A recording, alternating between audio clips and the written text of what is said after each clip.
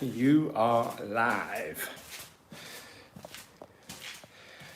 Well, I suppose I'll start off with my shilling of my social media. So, welcome to my channel Bitglen. My name's Glenn, and I like to share with you what I learn in the world of cryptocurrency as I go through it. Slightly different episode, not so much about crypto today.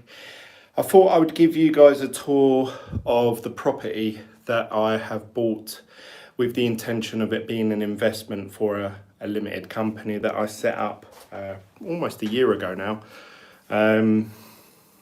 Obviously, if you guys want to contact me, you can message me through Telegram, either in the Team Bitglen group chat, which is Team Bitglen, or you can send me a thing privately, just Bitglen, or you can find me over at Twitter at Bitglen.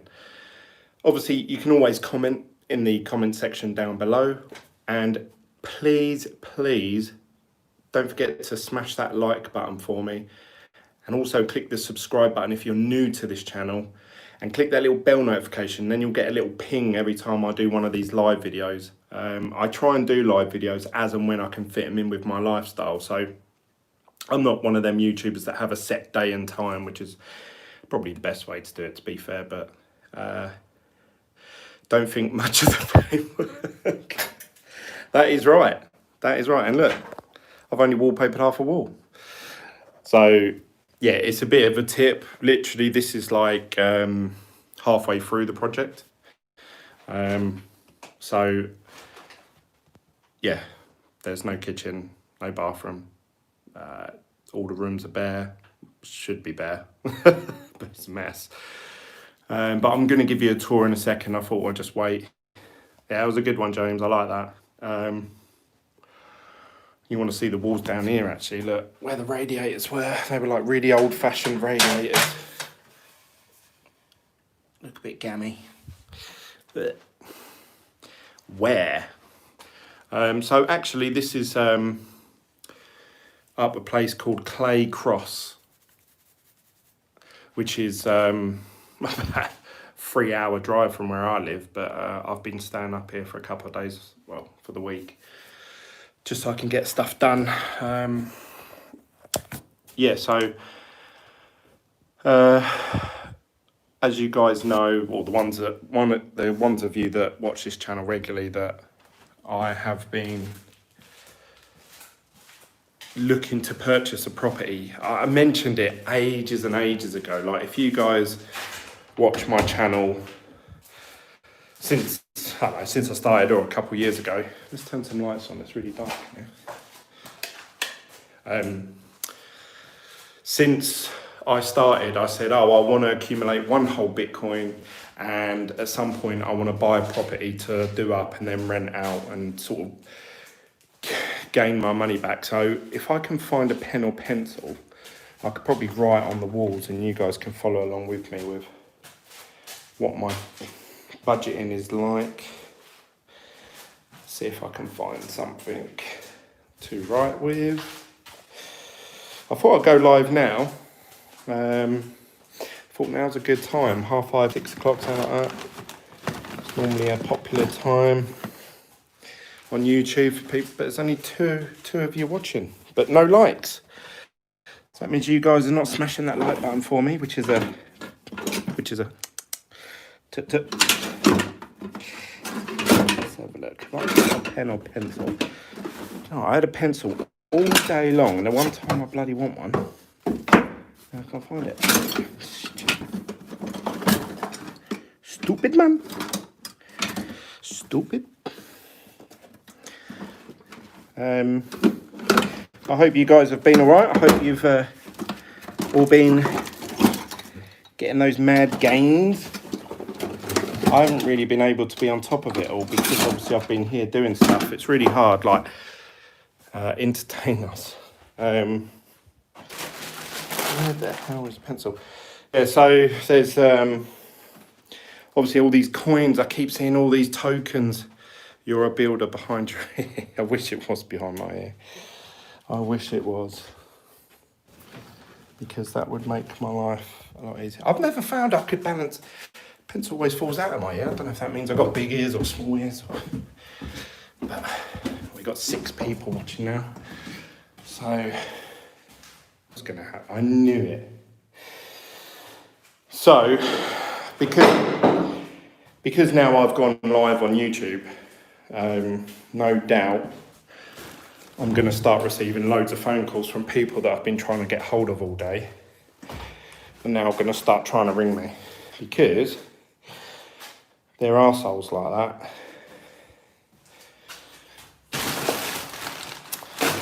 Oh dear. I will give you guys a tour in a second.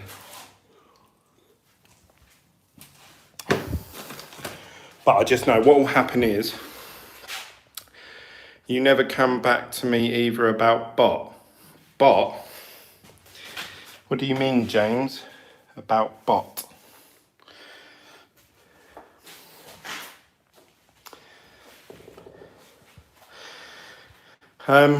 Yeah, I do apologize. My bot.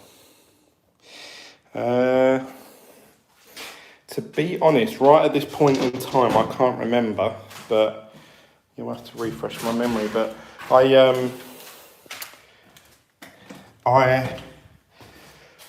said, obviously, a week or two ago that I'm really sorry if I haven't got back to anyone or I'm not replying. I'm working here till normally about 6 o'clock, and then by the time I get back and have a shower and obviously sit in the hotel room and connect to the Wi-Fi, and then obviously I'd then go down for dinner, for something to eat.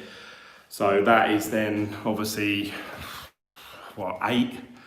I'm only staying up till about 10:30, and then I'm asleep. So literally like within 2 hours, that is when I have to either create a YouTube video or edit something or reply to comments, check Telegram, check Twitter. If I'm buying or trading anything, that's when all within that 2 hour window. And in that time as well, I normally speak to my wife or friends or people that have tried calling me throughout the day or text me saying, can you call me when you get a chance? So yeah, I'm trying to fit everything in, and that's why I sort of knew that would happen and people would start thinking, why is this guy not replying to us? Which I think in the world of YouTubers, if you like, I do a pretty good job of, I always read out your comments, I always reply in group chat, and I think I do a good job of keeping a conversation going with the people that obviously regularly view me. I think I do a pretty good job, but some people, it's never enough. They always want more.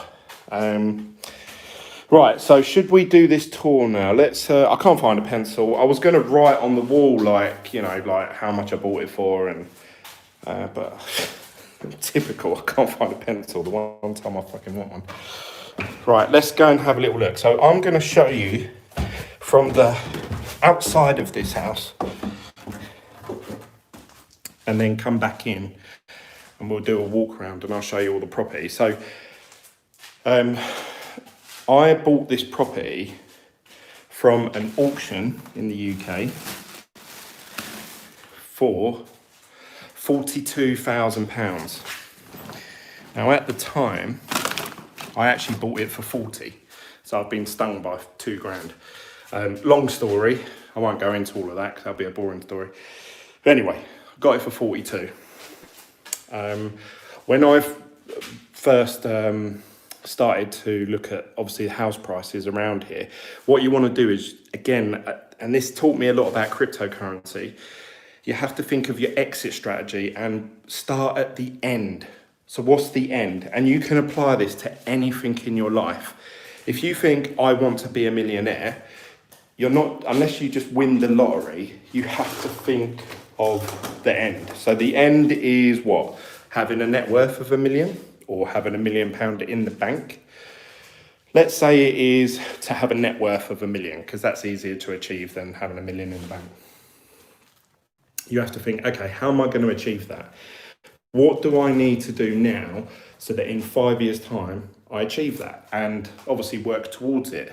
And once you have that plan in place, you're more likely to do it, to see it through. because you've had taken the time to think about it, write it down. And that may be something simple like, obviously people in the world of cryptocurrency buy Bitcoin or buy Chainlink or whatever, and they think it's going to make them a millionaire. Well, think, how much do you think Bitcoin's going to go to? If you think Bitcoin's going to go to 250,000, which is a lot, I can't see it doing that for a few years.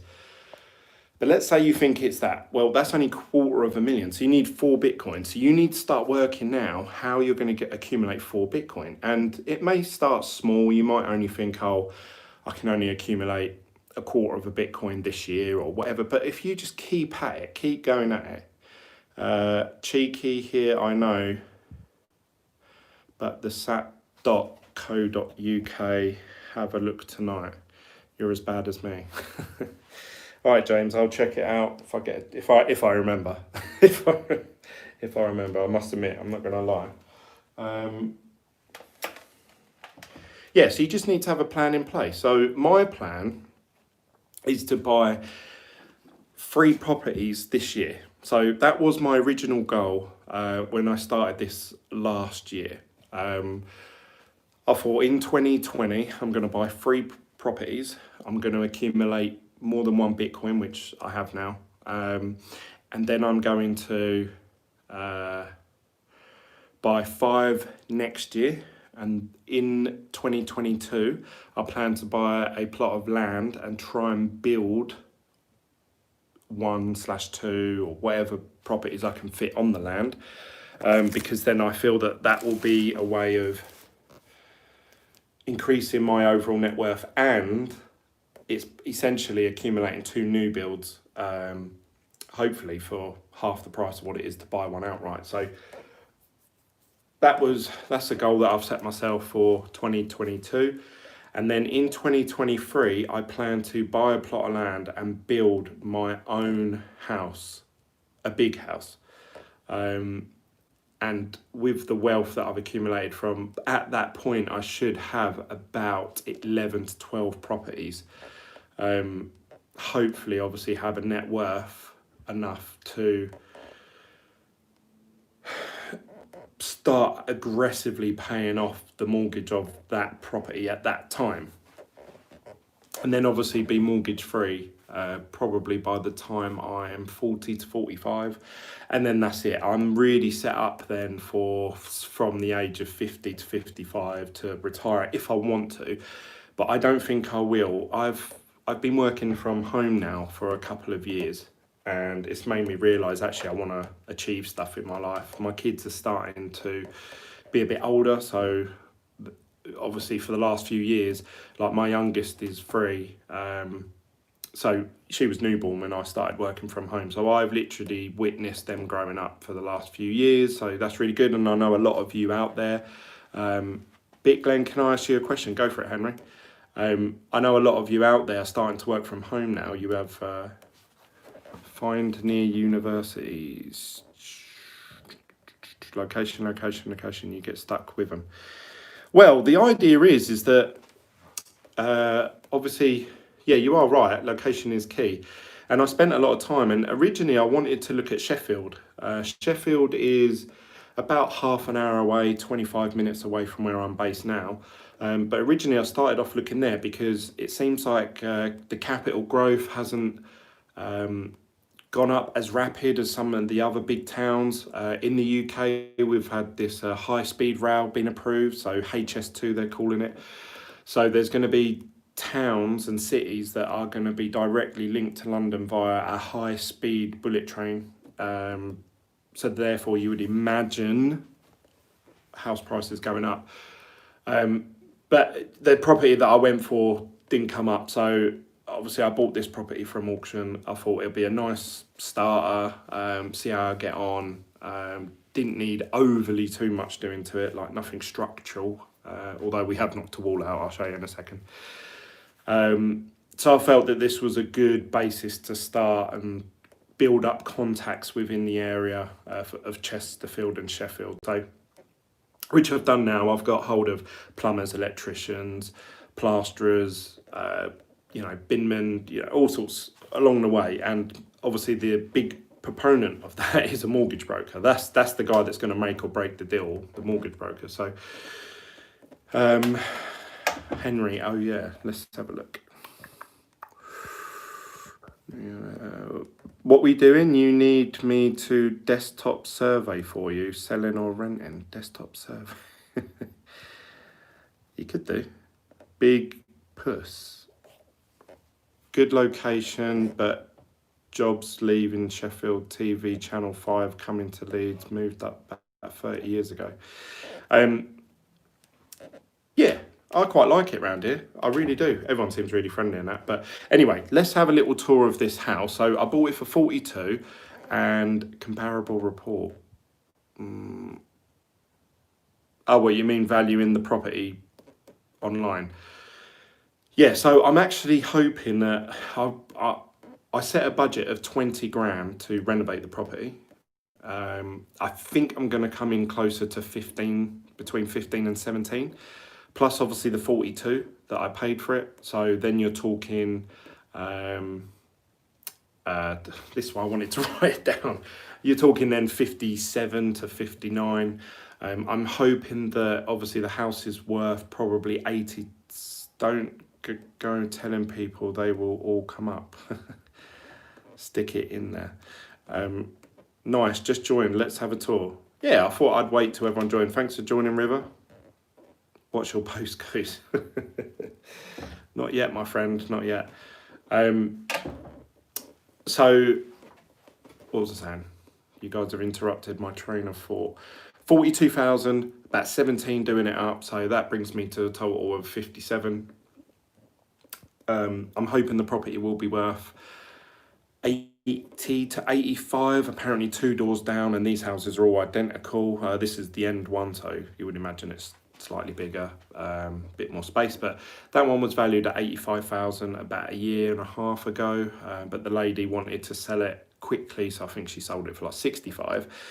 So they're going to base the valuation on that. It's going to be close, whether it's sort of, and she said it needed renovating and it also needed all new electric, so it would be unfair for them to compare this house, which will have all new heating, all new electrics, new wallpaper, new paint, new carpets, new kitchen, new bathroom. So, yeah, so I would imagine they're going to say it's valued at 80 to 85. If they do, that means you can normally remortgage up to 75% with a limited company. So that means I have to leave so much deposit depending on what it's worth. You're talking 15 to 18,000 I have to leave in the property, which would then in return get me sort of 60 to 65 back out.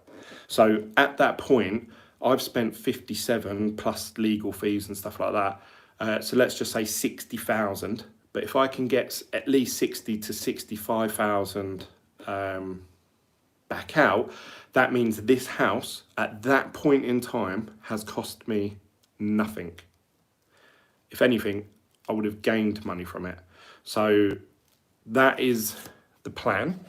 Whether it happens or not, obviously, I'll keep you guys posted, let you know. Let's have a little tour. So I'm going to bring you to the front of the house. You know I love you. Right, let's have a look. So this is the front here. It's a 2-bedroom end of terrace house. I'm going to flip this camera around. So there's the property there, as well as obviously the property itself. The gentleman that owned this, he actually owned apparently all these houses along here, but he sold them one by one. This is all the rubble that we've made over the last week, and as well as the property, we own this little outhouse building here, and this outhouse building here, which has got an outside toilet and some other cupboards, but I think they're just being used for storage really. This is all the rubbish that we got to get rid of. Guys coming tomorrow to get it all. And also it came with this outhouse as well, which someone said he wants to rent it off me for £40 a month. So let's go inside the house. This is a alleyway leading to the garden. So as soon as you go into the property, there's the kitchen, you can bathroom, sorry, there, and then this is the kitchen. When we first viewed the property, yeah, it needs a trim round here on the outside. Again, this is a work in progress property, guys, so don't think this is how it's going to look at the finish. This is halfway through. So when we first came here, this was the kitchen. There was literally a sink here that went from that wall to there, and that's it. That was the whole kitchen. Like, that was the whole kitchen. There was a little bit of worktop over here, and you can see where we've ripped all the tiles out, and that is it. I think he had a washing machine there, and he had an oven there, and that was it. So that was the whole thing. So what we've done, this was actually a wall along here, and this was a big panel of glass. So originally, this was the outside of the house. That was a window, and that wall there that you can see the plaster is drying, that was a door. That was your front door. But someone obviously added on this extension at the front. So now this is like a little area. Ideally, I did want the kitchen to go in the back room, but according to regulations, I couldn't do that. So this property is now, or this will have a sink here with new cupboards and worktop. And then there'll be worktop going along this side with cupboards underneath, cupboards at the top. And then the other side will be a built-in oven, electric hobs, an extractor fan, cupboards going along this wall here, and cupboards going along there with worktop. So there'll be 3 different worktop areas here. So we've tripled the size of the kitchen usable space, if you like. I've just today had this new fuse box fitted, brand new one. It's all been signed off and certificated. And I have also had all new heating coming into the house for the boiler that we've had to fit upstairs. So originally this house had a boiler outside in one of those outhouses. Extend side to create a rent. You have to weigh up, James, obviously the costs to what you're actually going to get. Now, if you know, a lot of people have come in and said, oh yeah, move this here and move that there and change this and change that, and why don't you do this? And like someone mentioned upstairs in the loft, an electric unit above a water pipe. Yes, so that's a good point actually. So when the electric guys came, they said that this has to be 150 mil above a water pipe, which it wasn't before. Hence why it has been lifted up above here. So there's a gap between them. And if you're wondering why it's on the side, because the kitchen cupboard is going to fit in down the side there and then fit alongside there. If it was turned the other way, it wouldn't fit in. The electrician said, yep, that's absolutely fine to put it on its side there. That means whoever lives here, they'll be able to open up a cupboard door and then flick whatever switches they want off. Otherwise, it meant moving it somewhere else in the house, which obviously would be a big balls ache. So that is why that is like that. But it's all certificated. Everything's all above board, legit. All proper professionals. No like dodgy cash in hand deals or anything like that. It's all been done proper. The plastering's been done, proper plasterer. He's done a really nice smooth finish. You can see it's still drying. You can see wet patches there. Apparently in the UK, there's a massive shortage of plasterboard and plaster. So plasterers are going crazy trying to get hold of the stuff. But B&Q is your front door into the kitchen. Yes, it is, yeah. It's a bit unusual, but this will be a nice big open space. We've put new lights in, new spotlights here. So it'll look really nice and modern once it's all done. And what's going to happen is, if I show you, so this is your front door, yeah, as soon as you walk in, obviously I need to get rid of this horrible netting and stuff. You'll walk straight into this archway, whereas before you had to sort of walk in and walk to the side here to go into this door, and it seemed really, really dark. But now that the front door and the window, I mean, the blinds are shut now, but when these blinds are open, this lets a lot of light into this area. This will be the front room. So you'll walk straight through the kitchen. And then the walls look pretty crap at the moment, but you can see the plasterer has plastered certain walls where we've really knocked some bits out, pipes and electric cables out of the wall, and there's big chunks of plaster moving. Is your front door into the kitchen? Yeah, there is. Did you do the plasterboard yourself and then got the plaster in? Yep, that's right, River. So fire exit. Yep, there's a fire escape window upstairs. And you've got an exit at the back and one to the front. Have to run through a fire to exit? No, you don't.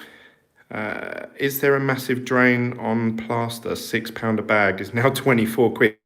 Yeah, that's what we've found, is that there's a massive shortage of plaster. So if you can get hold of bags of plaster at the minute, you're laughing, because you can literally charge like 4 or 5 times the price. So B&Q have had released this sort of Spanish plaster. That's what he was telling us anyway. It's from Spain. So it's this white colour. Usually plaster in the UK is this pink colour. So that's like traditional plaster work. But at the moment, because there's no plaster around, because apparently it's all made in France and they have a big factory there, but obviously they were shut during COVID, so they're sort of 7 weeks behind. So as soon as some enters the country, all the big building firms are getting hold of it first. Apparently, that's what I'm hearing through the grapevine. So that's the plastering done there. See, if I flip this camera around, goes off really quick. Yeah, it does go off. That's what the plasterer was saying, that it goes off differently to how normal plaster does. So that will be the kitchen area there. And this will be the front room, or it's got 2 living rooms down here.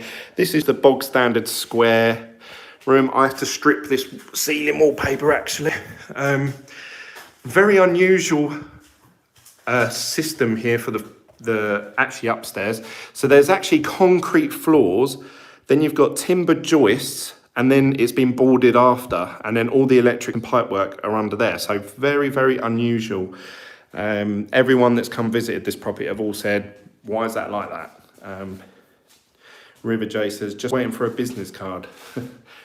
Yeah, so normal square room. It's got a little fireplace there, which we're going to rip out. That old fire heater is redundant now, so no need for it. This is an understairs cupboard.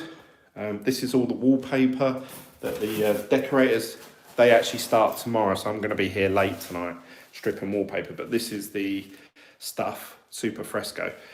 Because the walls here are so, let me just turn this around. So this is a wall, and you can see here you've got freshly plastered one bit, then other bits, big chunks missing.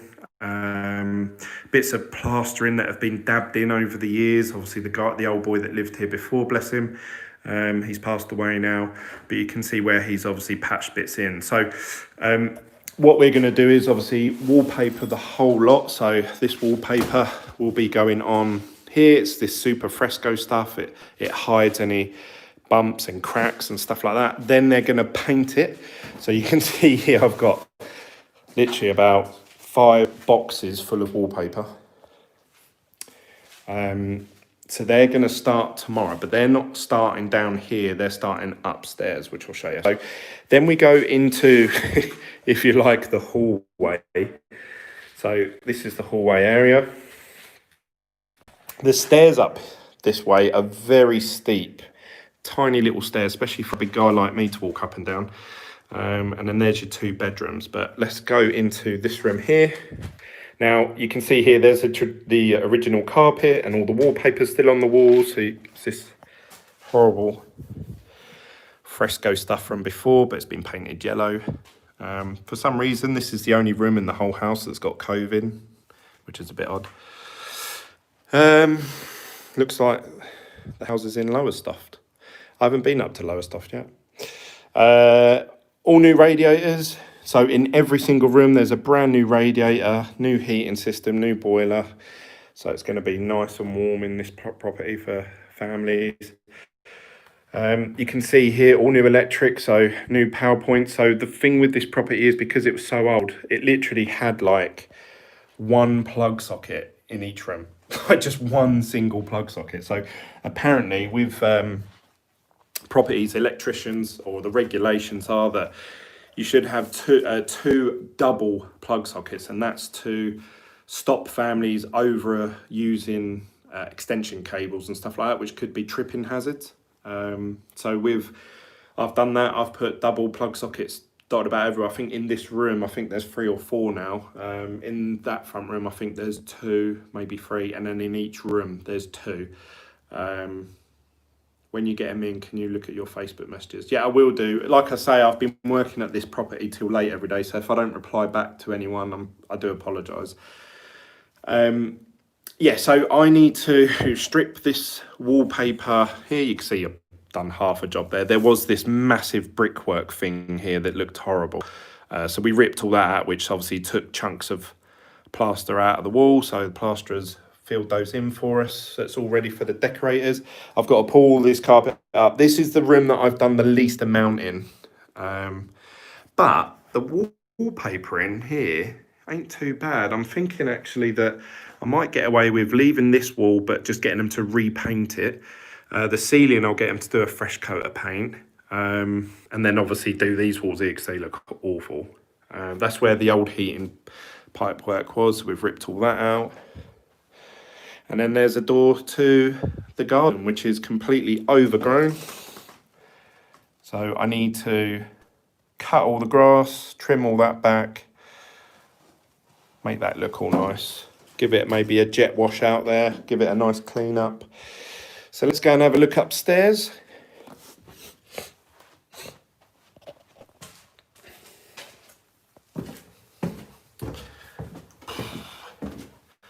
What boiler are you putting in? The boiler's already installed.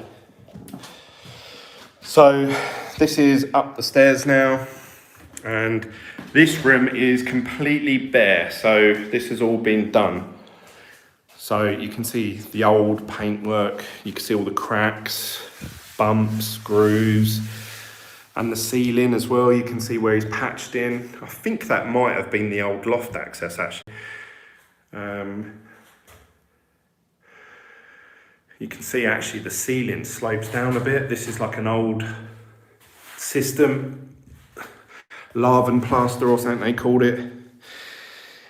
And it was a choice of should we pull it all down and reboard it and make it look all fresh and clean. But again, this is where you have to weigh up. It's not unsafe. It's just, it looks a bit tired. But to pull it all down and put plasterboard up and then obviously have to re-plaster the whole lot. And you'd want to do that in every room. So then you're talking like 4 or 5 rooms worth. Now you're talking a good couple of £1,000. Now, if obviously you're renting this out for say £400 a month, £450 I reckon we'll get, for you to accumulate that money, because then you've got to take out your mortgage, your management costs and maintenance and stuff like that. Before you know it, you're only left with a couple of £100. Well, if you're spending £2,000 doing something that didn't really need doing, all of a sudden you've just ate into 10 months worth of profit. So you have to call it a day somewhere. At some point somewhere you have to say, no, we're just going to repaint that. We're just going to touch that in. If you were living here, if you were like, oh, I want to live here, yeah, get it done. Get spotlights in the ceiling and all that sort of stuff. But remember, you're just doing this for someone to rent there, and you don't know if they're going to look after the property, you don't know if they're only going to be there 6 months, so it's hard to gauge. But as long as it's a nice, clean, safe property for someone to live in, then you're on to a winner. This is the floor that I was telling you about, so it's completely, let me turn the camera around, it's completely concrete floor, which is very unusual.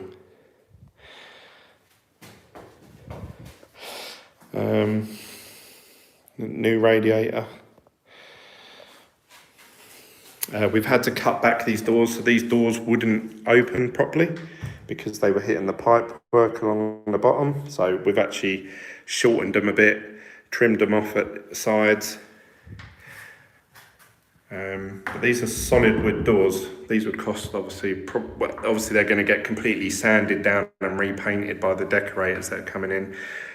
But otherwise, you're probably talking about, I don't know, you can get doors for about 50 to 75 pound now. You can get the really cheap veneer fake ones for about 25, 30. Hallway's just been repainted. You can see it looks a bit dirty, actually a bit gammy. Handrail's just being painted because that's pretty solid. But actually the paper on here is pretty tight and it seems pretty straight. There don't seem like to be too many bumps in it, and this pattern ain't too bad. It's like this rose effect. So I think we're just going to get this freshly painted, like a nice colour grey. I've got all carpets being fitted on the 4th of August, so that's in about 2 weeks from now, I think, week and a half. So that will be the final thing to do in this property. Once the carpets are in, that's it. So the whole house would have been new electrics, new heating, new carpets, new walls, new paint, new doors, new kitchen, new bathroom, and then the carpets are the final thing. So this is the other room. So this is what I need to finish off tonight. When do you think you'll be fully done? The 5th of August. So in a week and a half, 2 weeks time, I'm planning to get the estate agents in. So I need to finish stripping this wallpaper because the decorators are coming at 8:30 tomorrow morning. So I reckon I'm going to be here till 10 at night tonight. I just need to get rid of that last bit. But the trouble is, because it's on this epoxy, it's really hard to get off. So I'm really struggling with it. So I'm using this wallpaper stripper. Brand new toilet. There's the radiator. There's the new boiler, new heating system. We're going to box this in, so it'll be all boxed in with like a tall cupboard. Obviously, you have a door to open up to it. But it's super quiet. Doesn't make any humming noise like a lot of boilers do. And then this is the bathroom. So at the moment, the floorboards are up because the electricians have been up here today. That's the bath. And then this room was absolutely horrible, like really, really scummy. But we've put this new cladding on, which is give it like a marble effect. Obviously, there'll be silicone going all the way around the top, so that'll be a nice finish. New light in there today. They've been putting the wires in today. Actually, they left about 4:30, so only an hour ago. Got a tiny little area for a sink there. So this is a very small bathroom. Even to go away. I don't know if I can show you, but how could I show you guys? For me to fit in here, I literally have to put one leg in that bath and one leg there to do a wee. Maybe I'll show you a picture or video. Shame about the boiler. Why? What's wrong with the boiler? I think it looks all right. Obviously, it'll be all boxed in. But at the moment, the system that they have here is the boiler is outside. It's actually outside in one of those outhouses that I showed you. A bad boiler, Alpha Evoke 28. Make sure you box it in, and you need to put a monolock alarm in bedroom. I assume you mean a, carbon monoxide alarm. Yeah, I assume that's what you mean. Yeah, you need to put a carbon monoxide alarm in this room. And there also needs to be a fire alarm on each level and in the kitchen. So I need 3 fire alarms, and they recommend that you hardwire them in. So I got those to do that today. So we've got fire alarm here, fire alarm down the bottom there, new spotlight as well.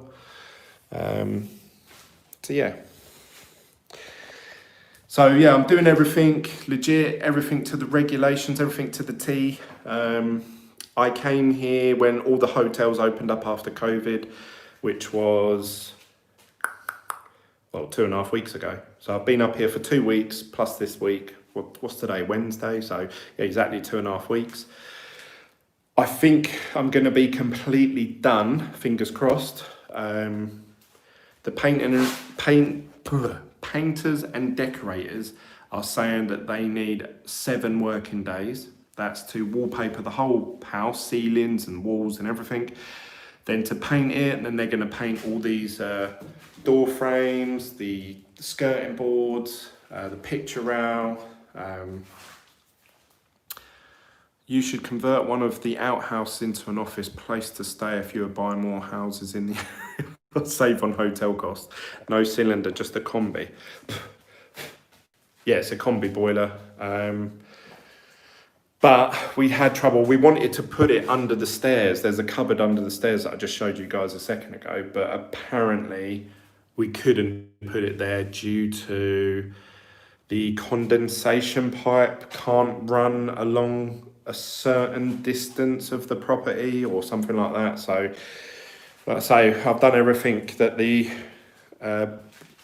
boys have regulated and said that it has to be done. I've got certificates, and that's what the estate agents will need. So when I come to rent this property out and obviously get it managed by a management company, they will say, have you got certificates for the electrics, for the boiler, the heating? If you come to Leeds, I have a good, reliable guy that will do it all. Thanks for that, James. I'll probably will cash in on that offer. So yeah, that's pretty much the house. It's only a small house. It was only, like I say, 42 grand. By the time you pay, obviously, stamp duty, which was about 1,200 because I had to pay the higher rate. If you buy properties under 40k, which I was going to buy one in Sheffield for 32, no stamp duty applies. At the moment, they've just brought in 3 meters max. Yeah, they said something like that. What was I saying? They've brought in this new rule in the UK, stamp duty, where you don't have to pay it now until March. But if you're a second homeowner or buying a house for business purposes, so like I am, you still have to pay 3%. So be wary of that. One of the guys in the comment section told me about that, and then I had to look it up because when they announced that, they didn't mention that at all. The release was no stamp duty until March, but then in the small print it was like, yeah, unless you're buying it as a limited company, you still have to pay it, which is fair enough, I suppose. So that's the house, guys. What do you guys think? Hopefully you guys can all smash that like button for me. There's 17 of you watching, so hopefully you can all hit that like button. I hope you've liked this little tour of the property. Obviously I've tried to be as honest and transparent as I can be. It's probably going to cause me more trouble than it's worth. Because then everyone knows all your finances and stuff. But yeah, I hope to remortgage this property, get the money out, and just go and buy another one. And that's it. And then buy another one, and then buy another one, and buy another one. And really, unless the housing market really tanks, which I hope it does in theory, because a lot of people say that, oh, Glenn, what if, there's a recession coming? What do you think? And I say, great. So you're saying that a house that I was willing to pay 80 grand for is now only 60 grand. Brilliant. And they'll say, yeah, but what about the houses you've bought? Well, I don't care. I'm not selling. Like, it don't matter. Obviously, it's not nice to know that you bought a house for more than what you could have got it for if you just waited a little while, but it don't matter. It honestly does not matter. You buy a house like this anyway. Obviously, if you're buying a house to live, then that might be different, but you buy a house like this as an investment. And for me, as long as it's still rent. So if they said to me, oh, all rental demand is now gone, I'd be like, oh, shit. But then obviously then you can sell it. So, or find a different purpose for it, I was talking today, there was a massive B&Q in Chesterfield, but they were saying, oh, we've actually halved the size of this store. There's another store now, which is there, but they rent that from us. And B&Q own all the land. So And they've been in charge of their destiny, and they've been all right, you know, during these tough times because they own the land that they're on, as opposed to other retailers that just rent and now they're really struggling. So I think owning is the way forward, definitely. A lot of people will be negative, say, what about recession? What if interest rates go up? What if this happens? What if that happens? But you've got to say consistently over a long period of time, properties have always outperformed what's going on in the market. And I know there are dips, but you know, you look at 2000 and I remember 2007 when obviously all the mortgages were collapsing and all the house prices went down. And my house price went down. I lived in a house in, but so did the interest rates. And the interest rates went from like 5% down to about something like 1% or 0.5%, something like that. And my mortgage payments went from like £600 a month to about £125 a month. And I was paying that for about 2 years. So I was on a happy street, you know. I was thinking, oh, I'm only paying £125 a month to live like in a property. So I was happy. I was like, yeah, let the recession carry on. So, you know, a lot of people I've noticed, especially in the Telegram group chat or dinners, so got to be lucky. Dinners, I don't understand that. Sorry, James.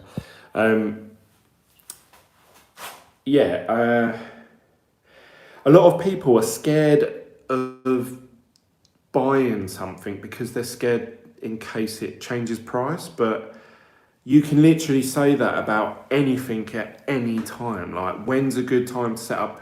I'm getting phone calls now. I knew I would. So don't be put off by making money because you're scared of losing money. Just make sure you're always, I'm not saying be irresponsible, but you have to say, like, properties have, like I said, performed. If you look at the graph of properties ever since they were recorded, they typically have an 18-year property cycle. So they have a boom cycle, a bust cycle, a boom cycle, a bust cycle. But when they have the bust cycle, it doesn't tend to drop below where the prices were at before. So they're still slightly higher. You would have got more money for it. And it's the same with Bitcoin. You look at Bitcoin. Bitcoin went from, 3,000 to 20,000. Now, when it dropped back down and it had its really big drop, where did it drop? It dropped to 3,800. So it was still above where it was before. So if you had bought Bitcoin at that time and you rode out that whole boom cycle, and then, you know, people saying, oh no, Bitcoin's gone down to 3,800, you'd be like, well, what's the problem? You know, but obviously the only people that really struggle are people that bought when it was at its peak. And that is why obviously I've learned not to buy at the peak. That's why I held off buying a token the other day. I thought I ain't going to buy that because it's at all-time high, and then it dropped, and then I bought some then, and then it went back up again. So I'm learning as I go along. Obviously a lot of you have been messaging me and offering me tips and advice on how I should proceed with this ERC20 token, or I say ERC20. I was looking the other day into creating a ERC223 token, which is the same as an ERC20 token. But apparently it protects the user a bit more because you can't accidentally send the wrong token to the address, and if it does, it bounces back, so then people won't lose their money. And I thought, oh, brilliant. But it has all the exact same structural securities and processes, and apparently because the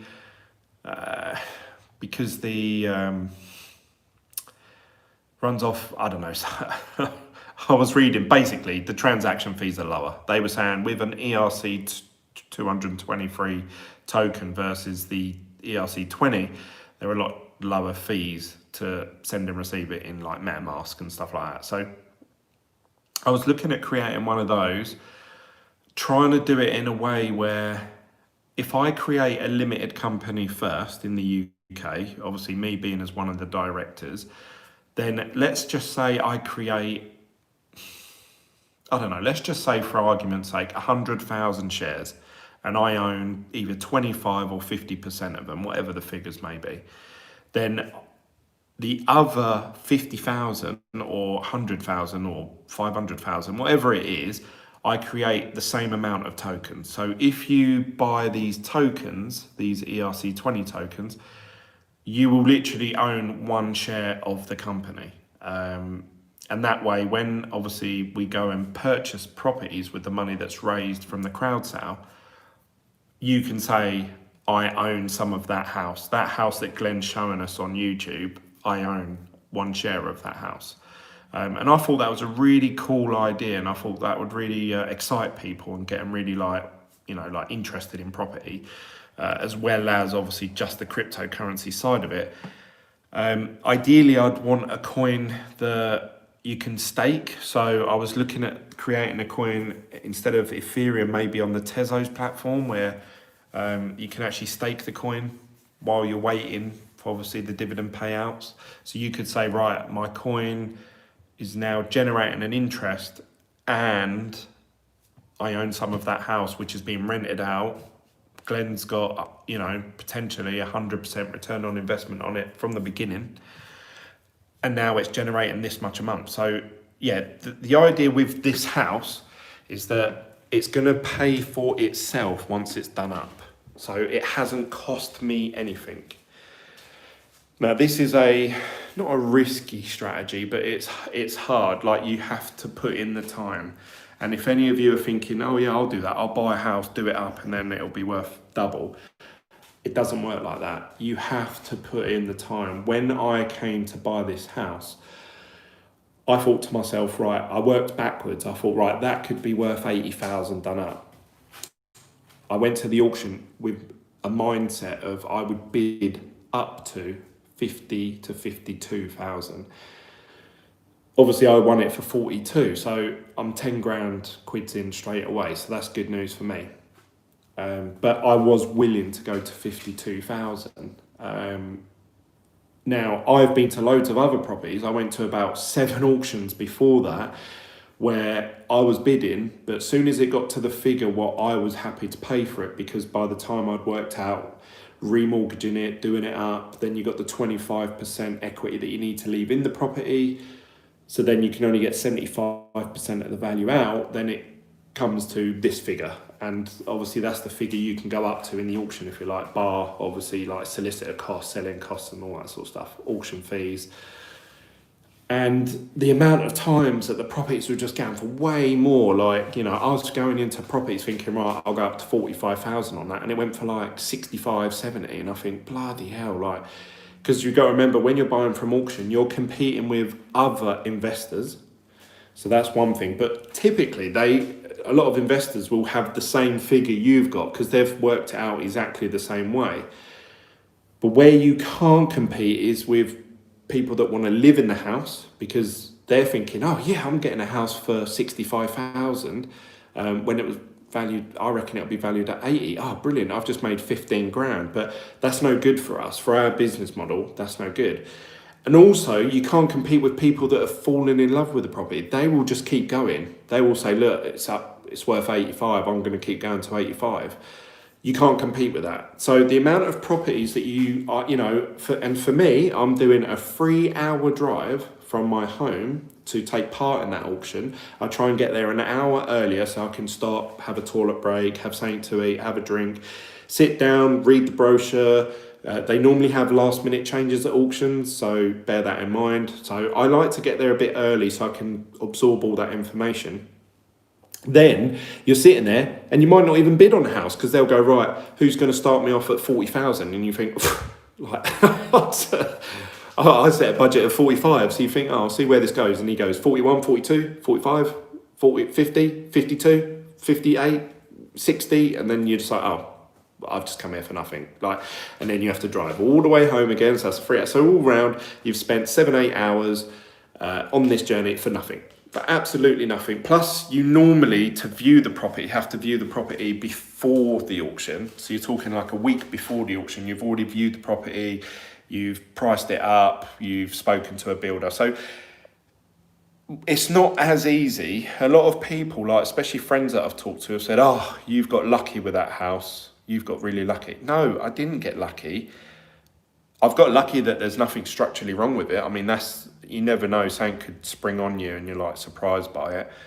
But I didn't get lucky. This was exactly the plan when I bought it. This is exactly what I budgeted for and how I worked it out when I came and viewed the property.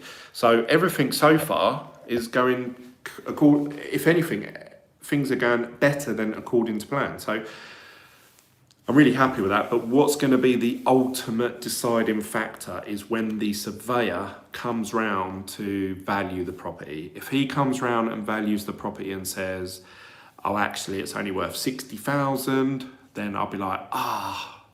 But then even that, worst case scenario, he values it at 60,000.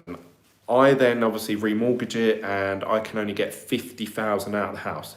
Well, that means I've just gained a property for about £7,000. That's how much money I have left in this property and gained that property. You've gained a house for 7,000. So that's sort of worst case scenario. I know the house next door sold for 65 a year and a half ago and needed renovating.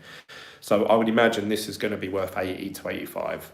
I'm pretty confident with those figures. And if I get that and people say to me, "Oh, you got lucky," I'll say, no, that's exactly what I planned it to be. But what I'm hoping to do is that really, if properties are worth more than what I have budgeted for, or say there's been a bit of an uptick in the price, I'm going to take that money out and put it into Bitcoin, because then Bitcoin will be my hedge against property markets going down, and a bit gold as well, gold and silver. So that I've got this nice portfolio of gold, silver, properties, Bitcoin. I feel like that's a nicely diversified portfolio. And for any of you that are watching who are like, "Oh, I can do that." To start off with this property, it was me and my friend, we put £7,000 into it. So that's it, £7,000. So if any of you are sitting there and you think, "Oh, I've got £5,000, well, you're pretty much there or thereabouts to start to what I'm doing.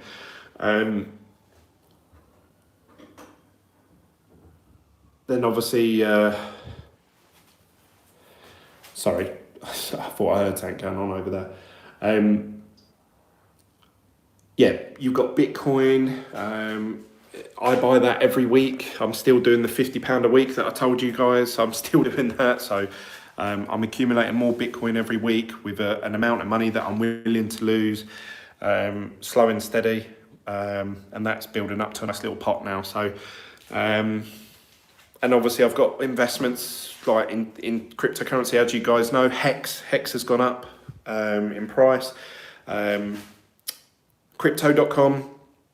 Now, good news story about Crypto.com. Originally, I managed to accumulate about $2,000. Is it dollars? No, it's £2,000 worth of Crypto.com. And that's a combination of MCO and obviously CRO. Well, I got my card. Yeah, loads of you have been messaging me saying, "Glenn, I finally got my card. My card came through the next day." So Wirecard obviously got taken over. So I did say then, I think there's going to be a bit of a delay with everyone's cards going through. But now, because the German authorities actually run that company, so it's completely legit now. Yeah, they're all running pretty quick. I actually deposited another £100 onto my MCO card, and I'm just using it for buying food, drink, petrol, and I'm getting 10% back all the time. 10%. So I had £2,000 worth of CRO, and I thought, "Do you know what? I'm going to take some profit out here," because I put money into CRO, so I took profit out of it. I took way more out than I put in. I think all in total with CRO, I started off with 180. So I had 2,000, but you know, I'm not going to lie, a lot of that obviously is referrals from you guys where you've used my link. The link is in the description down below if anyone else wants to use it. And I get $50 and you get $50, which in our money in the UK is about 35 pounds worth. But with that, it went from, like I say, from 180 quid or whatever it was, 200 quid, it went up, plus all the 10% cashback rewards that I've been getting. Plus, obviously, the price of the token. Remember, when I got involved with CRO was, I think it started off at 8 cent, and then we were talking about it getting up to 10 cent. And I said, oh, I think 10 cent is going to be a big psychological barrier. And it just pushed straight past that. It went to 11, 12, 13, 14.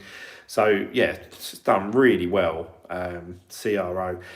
Anyway, I took £1,000 out of that. And I started using that for, what did I use it for? I think I used it for putting money into that, you know, when Wirecard, the whole Wirecard episode. And obviously I made that into sort of 2.5, 3 grand. So then I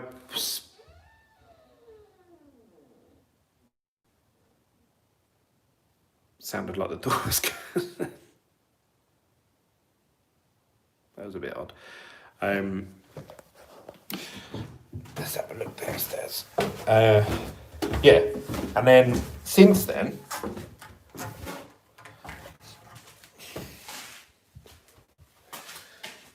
spooky. Oh no, there's someone going to work. Was that your rabbit in the headline? I thought, oh, someone's coming through the front door because it just went. Yeah, and then I checked the app yesterday. So in my head, I'm thinking, oh, I've got about £1,000 in there, but I knew that I put £100 in myself, so I thought I've got 1,100. I checked, so I've got £1,900 in there. I thought, fucking hell, it's pretty much like I've gained £1,000 for nothing. And I haven't hardly had anyone use my referral link lately for the card. Obviously, there was a big influx when I was doing all those videos about them. So yeah, that's just purely because obviously the price of the token has gone up. I've taken part in all the syndicate events, and obviously, essentially, are just getting free money when you do that. And as we said in the chat, you know, like when they did that Bitcoin one, I think I got, I don't know, 80 or £100 worth. Then I've done the KNC one. They've just announced that they're doing, what's next week? Neo is next week. So yeah, crypto.com has been really good to me. And I'm just really impressed with it. It just keeps performing no matter what. No matter what news story comes out, it's performing. I think it's brilliant. Now, some people in the Telegram group chat were getting annoyed that I kept bringing up crypto.com, and the guys in the group chat were talking about it, and they were saying, oh, what about all these other coins? What about KNC? And what about this? And what about that? And I said, yeah, they're great. It's great that they're pumping. It really is. And I'm glad that everyone's made money about it. The miners are raving about Neo. Yeah, I mean, you'll get a project that, I mean, at the minute, it just seems like anything's pumping at the moment for no reason whatsoever. If it comes out and it's got the word DeFi somewhere on the website or white paper, it's pumping big. But then on the downside of that, it's then coming back down again. I think KNC over the last week or so has dropped quite a bit. I think Carver dropped. Don't get me wrong, they're pumping again now, so that's good if you took profit out and then obviously bought back in again. But typically what's going to happen is it's the other way around. You'll buy during the hype time because that's when you hear all the YouTubers talk about it. That's when you see it on Twitter and Telegram, everyone's talking about it. Then when it goes quiet, you don't hear nothing about it. That's when the price goes down. And then you know, that's when you probably sell, and then you buy back in again when everyone's talking about it again. So,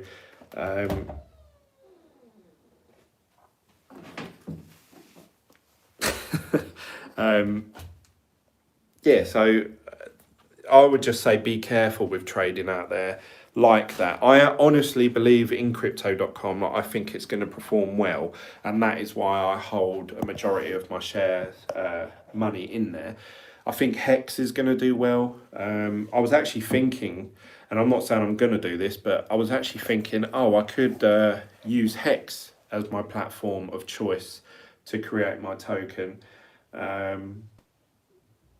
Because obviously it has all the staking built in. But I don't know, obviously everyone has this love it or hate it mentality when it comes to Hex. So I don't want to, I want to, what I would love to do is create and be able to market the least scammiest token in crypto. Or, like this is a legitimate offering, a security offering where if you buy the token and you hold it, you also hold shares within a company, a startup company that has property investment at its core.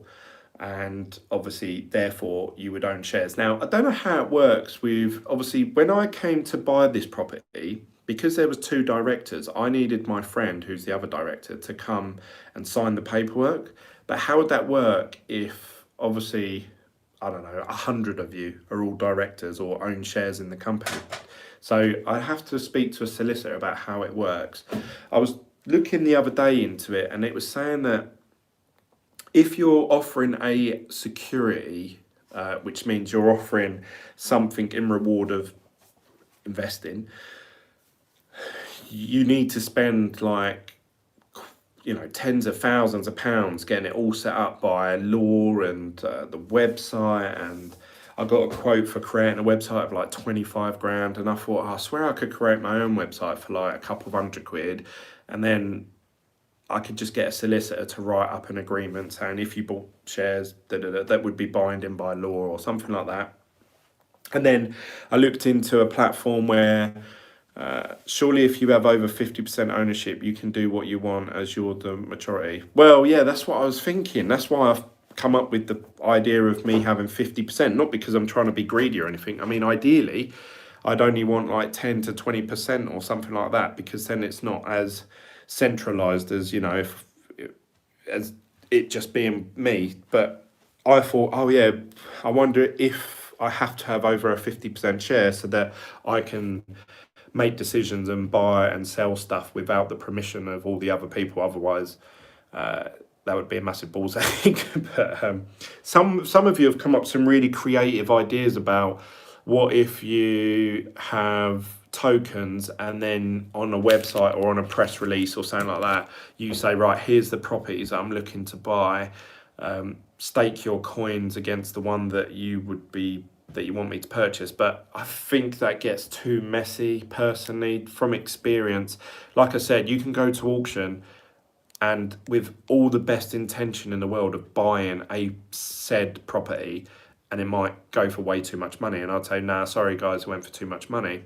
And then people would be like, oh, that's the one I wanted, this is a scammy token. I don't know. But the idea is that, I can go and buy properties. I was thinking about setting a soft cap on it, on raising funds for it, so that if I don't hit a target where I can actually go and buy a property in the first, like straight off the bat, then it wouldn't go through anyway and everyone would receive a refund. So again, I'm just thinking of all the ways I can to make this the least scammiest or least it would be centralized, but least risk for everyone. I don't want people sending me like, I don't know, £1,000 worth of Ethereum, and then they think, oh, right now I can pester Glenn and message him every day saying, where's my money? I want my money back, because you didn't have enough to buy a property. Like, say if I set it up and I only raised like £2,000, obviously that's not going to be enough to purchase a property. So I'm going to look to set it up in a way where if you did send Ethereum or take part in the investment, you would receive the first lot of shares of tokens, and if it doesn't hit its soft cap target, then you would get them automatically refunded back to whatever wallet you sent them from, because then that's fair. So yeah, I'm trying to do it as honestly and as fairly, but also the most practical. Like, obviously it needs to work. There's no point me saying, here guys, I've created this decentralized token where you can vote on this, and this, and then no one can decide on what to buy or what color to do the walls. You know, someone said something about, oh, you could even do like pick what wallpaper and what color and stuff like that. And I was thinking, no, no, I'm not doing that. Like, you know, you've got to. I can't have 100 different people's opinions on what colour the wall should be, because that is just going to slow everything down to a halt. Magnolia, yeah, that's a bit old-fashioned. Now it's grey, everything grey, and that's what I'm doing with this property. I think most of this is going to be silver and grey. Carpets are going to be grey, or magnolia. That was old school. That was before 2007. Everything was magnolia. Battleship grey. Yeah, I like Battleship grey actually. This is the kitchen worktop. So that's all got to be fitted tomorrow. Navy have a surplus. I bet they have. So yeah, what do you guys think? Do you like the look of the property? Would you be interested in owning some of this property? Now, I know some of you out there, because some of you think of things in a cosmetic way, they might be like, oh, I wouldn't want to buy that property, it looks shit. Just trust me, I'll do another live stream once this is done in the next week and a half, 2 weeks. So yeah, give me 2 weeks, I'll do another live video where I'll walk around again, and I bet some of you say, oh, that's a well nice house. I wish I owned some of that, or I wish you got lucky there, but they won't see that actually you've been working in shit for a couple of weeks. So hopefully you guys can join that journey with me, and we can do something together going forward. That's what I've got in my head. Unfortunately though, I haven't got the time to fully, you know, some of you are saying, Glenn, send me messages or read my message, you didn't get back to me and all that. No, I understand why.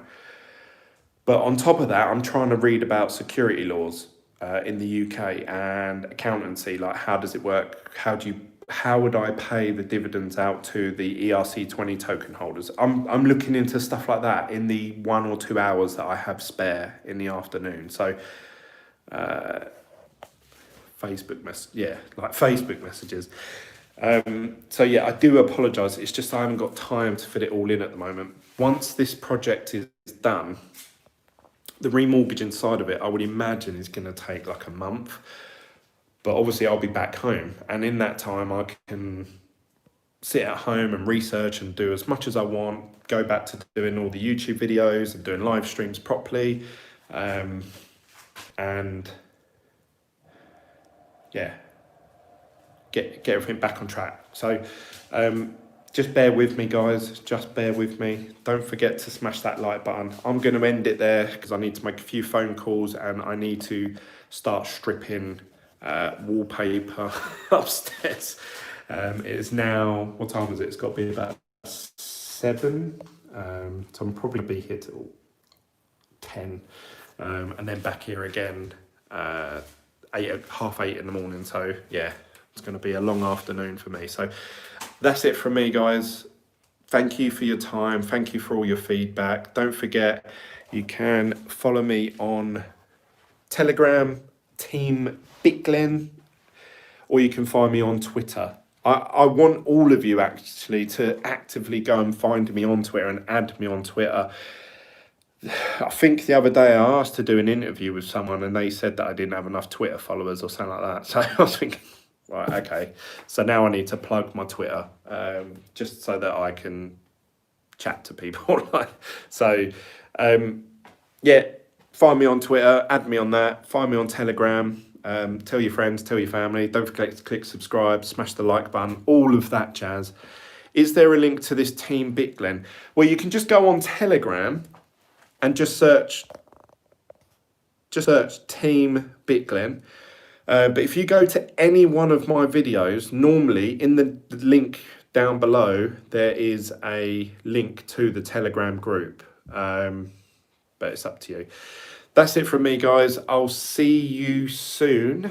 I probably won't get a chance to make some YouTube videos now until, what's today? Wednesday, Thursday, Friday.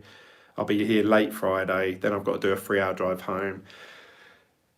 Then I'll be with the wife and kids Saturday, so maybe Sunday I'll make some videos. And then the week after that, that's when this should be coming to an end of this project. So maybe I'll do another video like this showing you guys what the property is like once it's finished. That's it from me, guys. I'll see you soon.